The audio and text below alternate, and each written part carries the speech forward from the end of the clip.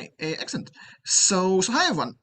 So today I'm going to be talking about giving an overview of how we at Durham University in the maths department introduced e-assessment to a very wide range of courses, in particular in the first and second year for undergraduates. So those of you who attended the meeting of Stack users a little over a month ago will have seen a very similar version of this talk, but I wanted to give it to a slightly wider audience and also kind of focusing more broadly on all of the e-assessment tools that we've used and not Stack, but those of you who were at that meeting will find the key points very familiar.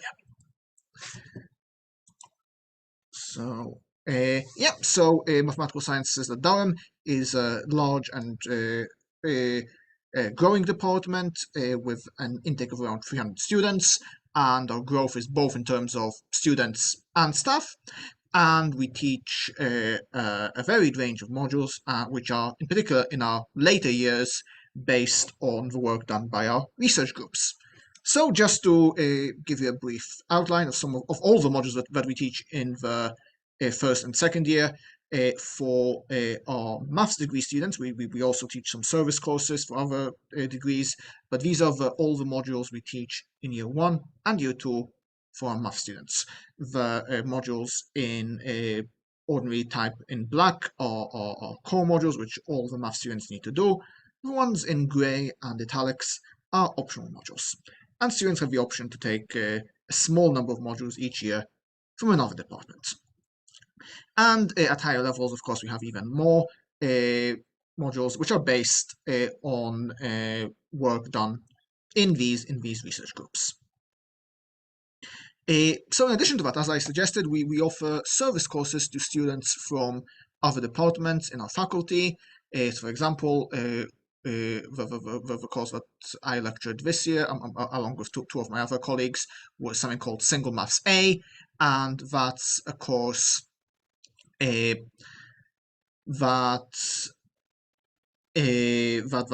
primarily for physics students, some other science students as well, to teach them the maths material that they will need for the rest of the year.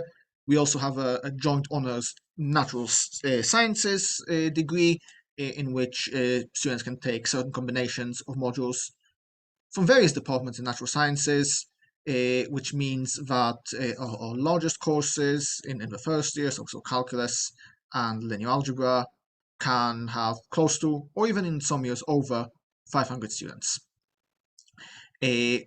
And students in the first 2 years have compulsory homework every week in most modules. So that means, and this is the kind of homework where we really want or the departmental staff to mark it and give proper feedback to the students. So given the numbers of students, given the number of modules, and the diversity of the topics covered in the modules, we can immediately see that there is an issue, that there is a lot of marking. And the first thing that myself, of course, and all my colleagues notice is the amount of staff time that it takes. So in the larger modules in particular, marking is often very repetitive, takes a very long time. And that can also lead to errors with recording marks, putting them in the database, and students notice that. They notice that marking is often very slow. If lecturers and other markers are under time pressure, the marking and the feedback can lack detail, which is what we really don't want. We want students to do this homework so that they can get feedback, and because there is so much marking, we often have to split it among loads of members of staff, so the marks that students get, and then more importantly, the feedback that they get, can be inconsistent. And when I was doing a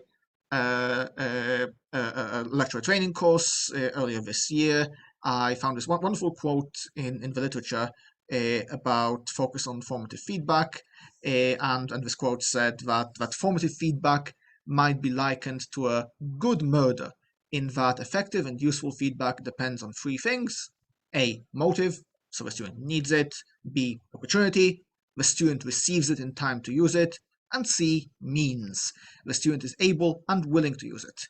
So we're pretty sure that all of our students have the motive, but we felt that we might have been failing them to give them the opportunity and means for the perfect, should we say, mathematical murder.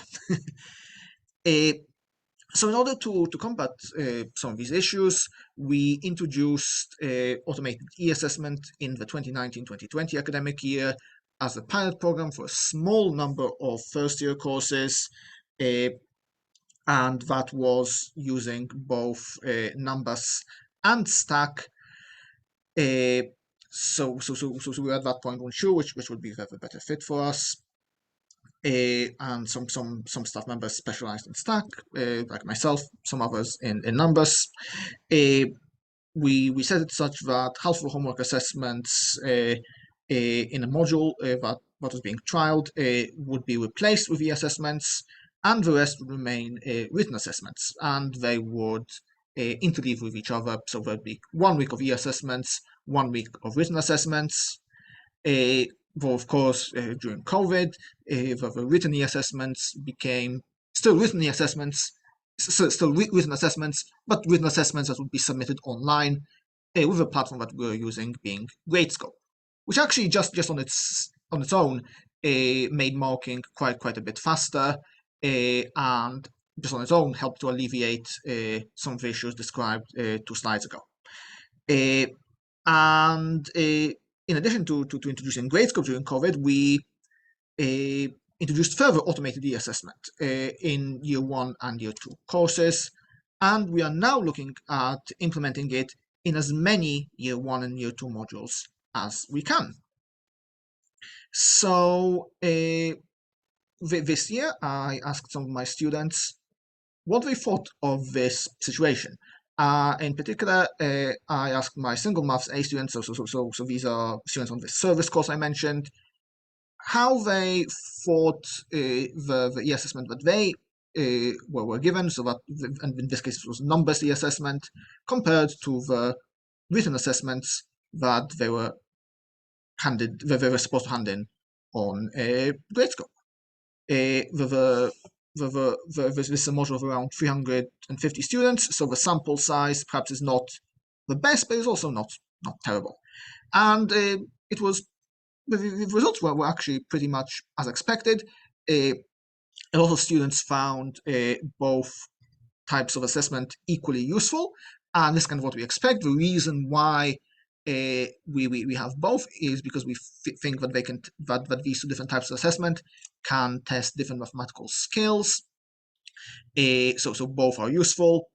And of those who preferred just one type of assessment, generally the students preferred the automated e-assessment, with the consensus being that the students really appreciated the immediate marks that they were able to receive with that, and were satisfied with the level of feedback. So in general, students felt that they received as good feedback as they did on written assessments, and of course it saved on time. The caveat on the better feedback being, of course, that it very much does depend on the amount of effort that the person setting the questions puts in at the very start when setting up the feedback. There were, of course, unfortunately, some negatives. As always, with things like that, there were technical issues, students not being comfortable with the software. With the case of Stack, where we are hosting Stack on our own Moodle server, very occasional issues where the server went down, but these were never critical. There's always the central issue. Students always say they want feedback. Do they use it? That's, of course, a far broader question. But what I like to focus on in the last few minutes of this talk, in the second half of this talk rather, is that especially as we began to introduce this automated e-assessment to more and more modules, and to modules which has lecturers who are perhaps not comfortable with creating these stack and numbers questions themselves, and perhaps who didn't have time to do that, we needed to have more centralized question setting with a central e-assessment team taking the lead rather than the lecturers. And as we introduced it to more advanced modules and more advanced concepts in the more basic modules, that kind of led us to questions of how can we test these sort of ideas with automated assessment, or is it in fact even possible? When we came to a module where the lecturer was unable to write questions themselves, the general process was that that one of the members of the assessment team would start a conversation with that lecturer. We would go through the written problem sheets that the lecturer had used previously and pick out some questions from those which we felt would be particularly suitable for automated e-assessment.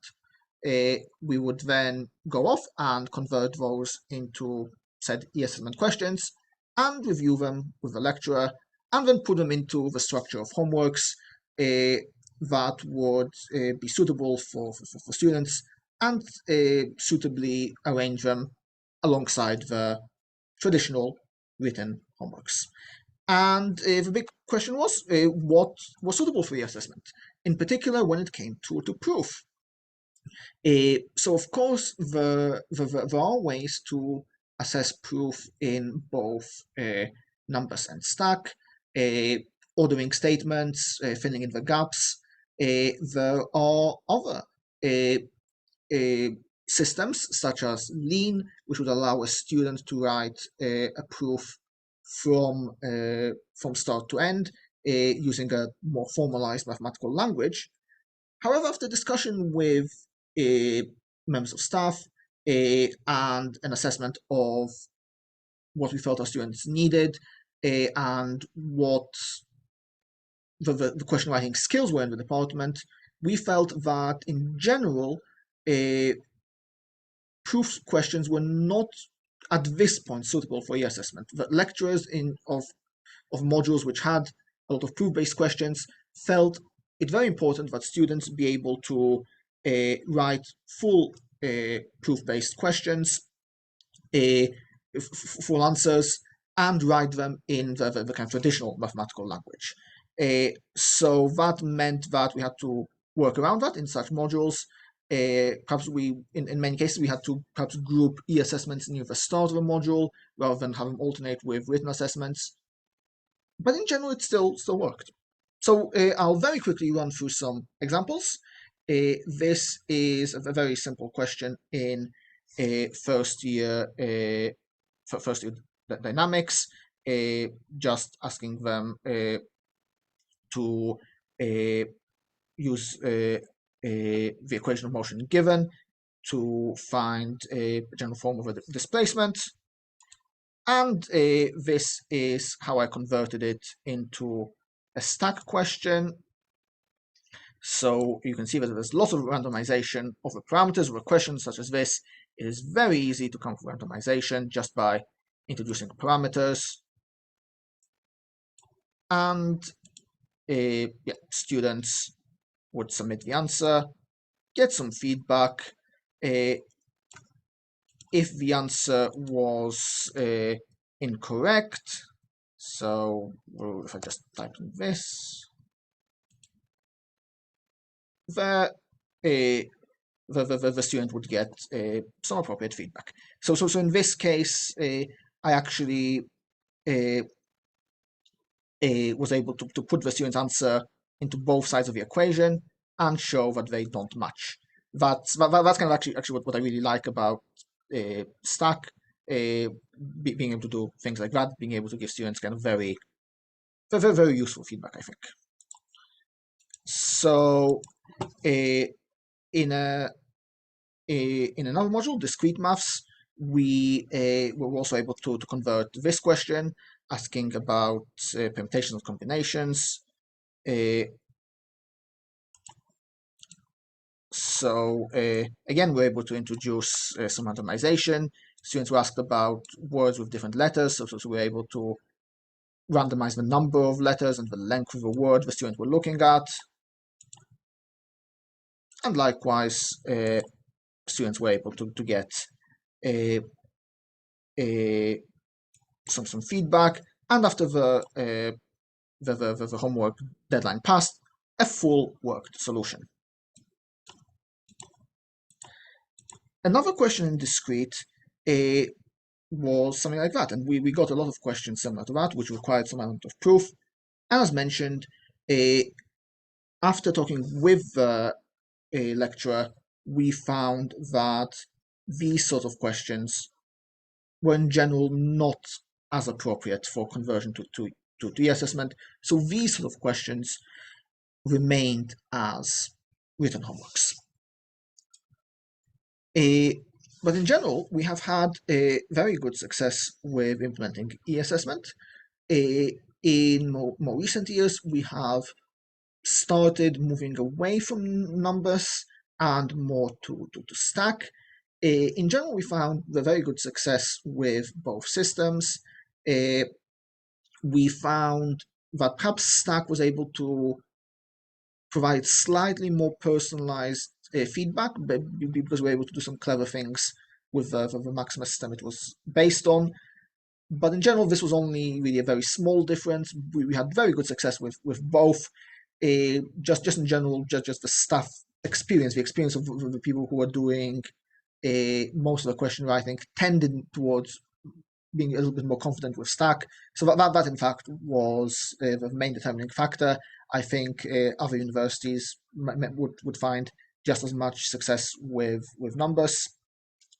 We also found that introducing Gradescope to assist with marking or written homeworks was very helpful as well. Also saved on time, also allowed more in-depth feedback for people who are not familiar with Gradescope. It allows you to write rubrics and comments that you can then immediately reapply to different student scripts, really helping with consistency and really saving time. So together, these two innovations have really helped our year 1 and 2 students quite a lot. Now the question is this would this be useful for higher levels where traditionally there is less homework? That is an open question. We haven't approached it yet. There are still quite a few level 2 courses where there is no e-assessment, which we want to explore first. There's also the open question of would we ever want to introduce e-assessment for more proof-based questions, as has been done successfully by other institutions. But I think that is an open question, and what we have achieved so far has been very successful, and we are, I think, very, very proud of it. So if you have any questions that don't fit into the question period now, feel free to email me. My email address is here. Feel free to take a screenshot. But of course, also you can find it on my university website. So thank you for listening. And if we have time, over any questions. Okay, great. Thanks a lot. We could do a round of applause like that. So there, if you want to type questions into the Moodle site, the link is in the chat there, or you could unmute and ask a question now. I actually have a question to start with.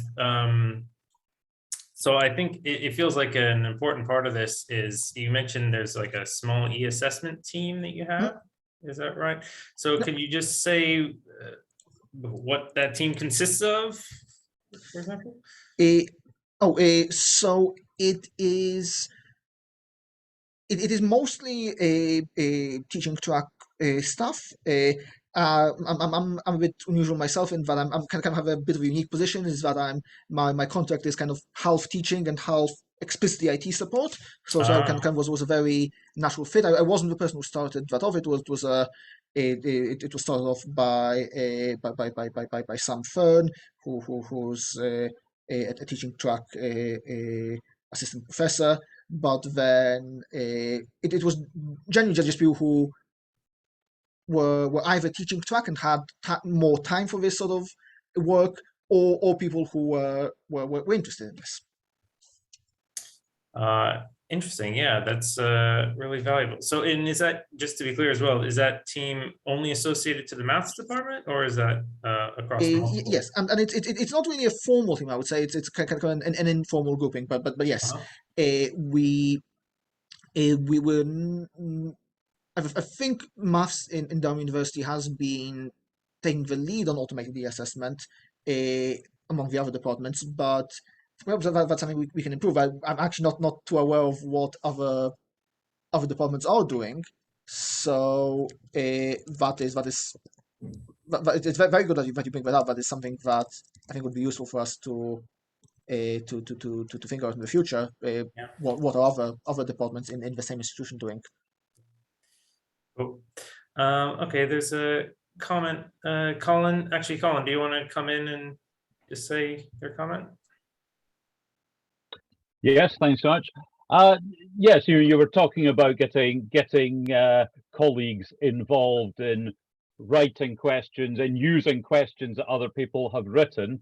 What I find one of the trickiest things about this is actually when they write questions, for them to give questions a meaningful name so that other people can then use it. I mean, it'd be very difficult to get a name which precisely describes the exact topic and the level and so on. But having suitable names at least suggests a few questions that can be explored, rather than having to see, oh, what's question 5 about, and so on.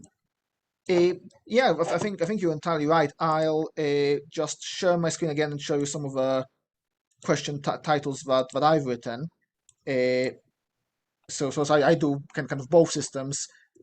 Give a question number and prompt sheet reference, but also a description. But of course I can't show other people's questions, but other people use different systems. So perhaps this is something that is useful to standardize. Yeah. Cool. Questions, well? Sorry, yeah, go on. Yeah, Maciej. Yes, thanks. It was a nice talk. My question is that when you are trying to design a new question, is it best to look for the question that you already had and change them to e-assessment? Or is it better that start thinking for the questions that are suitable for e-assessments? Because I sometimes found it tricky to use the old questions that we have, and the result might be some of the questions that you said, oh, it's not suitable. So probably sometime it might be the case that when we change to the e-assessment, we need to think again for new questions. That is very time consuming. What is your experience? So I think I found it most useful to use questions that already existed. I think I was very lucky in that with the lecturers I was working with, they already had a very, very large bank of questions to the extent that perhaps maybe only half of the questions, or maybe 2/3 of the questions were actually used formally. The rest were kind of left for students to work on in their own time. So I found that there are always some questions that were able to be adapted, and by using something that already existed, that kind of gave me more structure. So in some cases I did have to change the questions quite a lot. So in a way they kind of became almost new questions, but the general, I think, structure was still there. The questions were still testing the same material, and kind of I found that very useful, both in kind of ensuring that the questions met the learning outcomes of the course, but also kind of saved me quite a lot of time in thinking about those things. But I think I was very lucky in having a very large bank of questions and lecturers who, even when they perhaps weren't comfortable with writing the e-assessment questions themselves, were very interested in the project and were willing to spend quite a bit of time discussing the questions with me. And yeah. Great, thanks. There's a couple of questions. We might not get time for all of them. There's 2 questions on Moodle. Maybe I'll just ask one actually from Joel, which is effectively, do the students get to resit? So, I mean, do they get a second go at the questions? You said that they get some feedback after when they submit and then more feedback at the deadline. Did they get to have another go? Yeah, so there was a little bit of variation, but the general policy was that students would be able to retake a question with different randomized variables with no mark penalty. And just kind of unlimited number of times? Yeah, in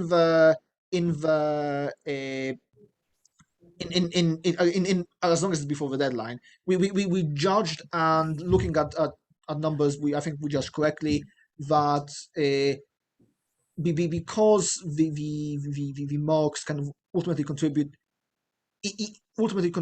to the final module mark very little, that students would kind of realize that it's not in their benefit to kind of game the system and like retake the quiz forever, and we felt that it would be in their benefit after getting some partial feedback to be able to try a different randomized version of the question, just to be able to kind of almost immediately test again, have they been able to apply that feedback that they got.